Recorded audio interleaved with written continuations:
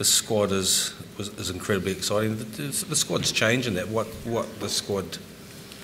got. This squad is probably more depth than we've ever had before, and it's something that we've made a conscious effort in the last 3 seasons, or since 2015, probably from 2016. Our focus has been on developing depth and competition, and we've been able to do that. If we look back to the Six Nations and last year, I mean, I think you remember vividly being accused of being disrespectful to Italy for making changes, but it was about us thinking about ourselves and the long-term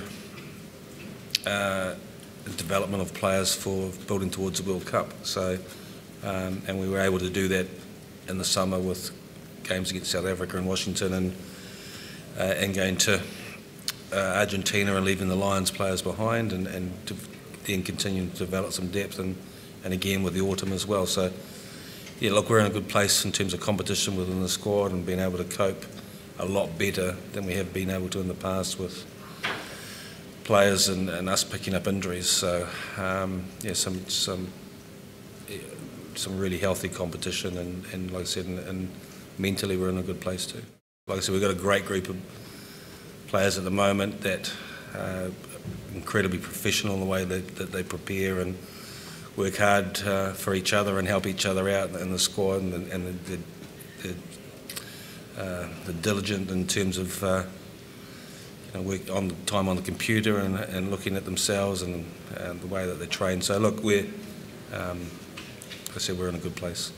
We've had a pretty even contest over Ireland in terms of, they've been pretty sort of touch and go and close games, and I think the win ratio is pretty even.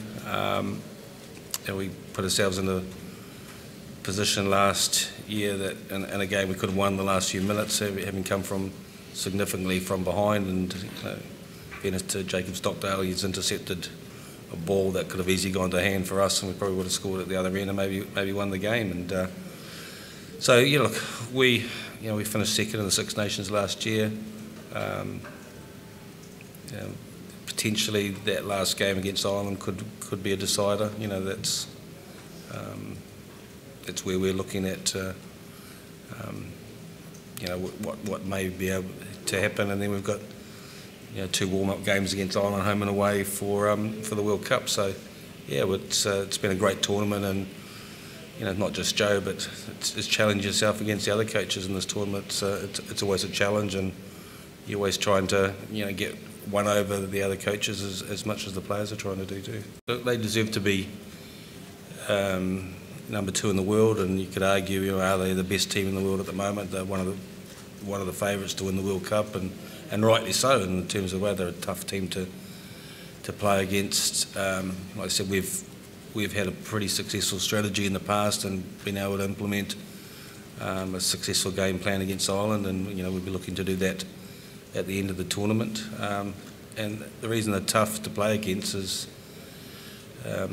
their retention of the ball, particularly if they get into your 22, their conversion rate for scoring's excellent, whether it's 3 points through Johnny Sexton or getting over the line. They're hard to get the ball off the team. You've got to really keep your discipline against not conceding territory and giving them way too many penalties against them, and probably one, if not the hardest team in the world to play against at the moment.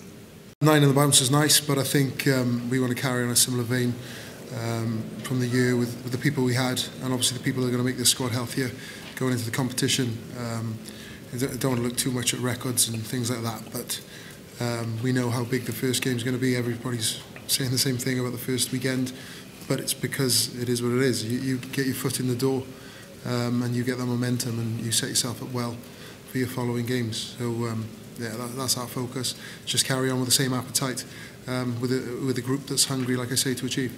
Friday night games, Friday night lights. It's only ourselves and France that do it. It'll be tough out there, obviously with the 9 o'clock kick-off, but we're prepared and preparing for that. Always going to be tough. We know how well domestically they're doing and can do, and the number of players they have to pick from. They've had a bit of resurgence in their performances on the national front, and it's always going to be a difficult. It's the French cliche. You don't necessarily know what French side is going to turn up, but it's always formidable pack, can do anything behind. And like I say, we need to get our foot in the door on that first weekend.